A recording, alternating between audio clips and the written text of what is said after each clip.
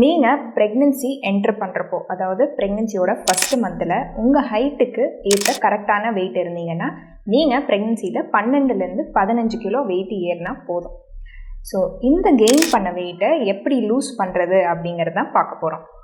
உங்களுக்கு குழந்த பிறந்த உடனே அரௌண்டு 6 கிலோ வெயிட் லாஸ் ஆயிரும். ஏன் அப்படின்னு பார்த்தீங்கன்னா, பேபி, நஞ்சுக்கொடி, பனிக்கூட நீர் எல்லாமே வெளியில் போகிறதுனால இந்த 6 kgs உங்களுக்கு பார்த்தீங்கன்னா வெயிட் லாஸ் ஆகும். ஸோ அடுத்த 6 வாரத்தில் கர்ப்பப்பை சுருங்கும், ரத்தத்தில் இருக்கிற எக்ஸஸ் வாட்டர் எல்லாமே வெளியில் போகும். அண்ட் 3லேருந்து 6 கிலோ இதனால் உங்களுக்கு குறையும். ஸோ டோட்டலாக பார்த்தீங்கன்னா ஃபர்ஸ்ட்டு 1.5 மாதத்துலேயே அரௌண்ட் 9 kgs வெயிட் லாஸ் ஆகிடுவீங்க.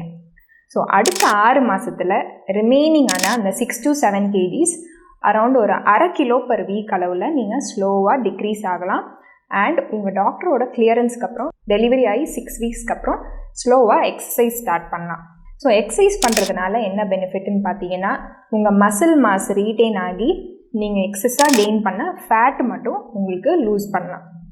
ஸோ நீங்கள் ரிமெம்பர் பண்ண வேண்டிய விஷயம் என்னென்னா, பிரெஸ்ட் ஃபீடிங் மதர்ஸ் ரொம்ப லோ கேலரி டயட் எடுத்துக்கக்கூடாது. ஏன்னா நீங்கள் பிரெஸ்ட் ஃபீட் பண்ணுறதுனாலேயே 350லேருந்து 400 கேலரிஸ் எக்ஸஸாக நீங்கள் கண்டிப்பாக சாப்பிட்ணும் பிரெஸ்ட் ஃபீடிங்கை மெயின்டைன் பண்ணுறதுக்காக.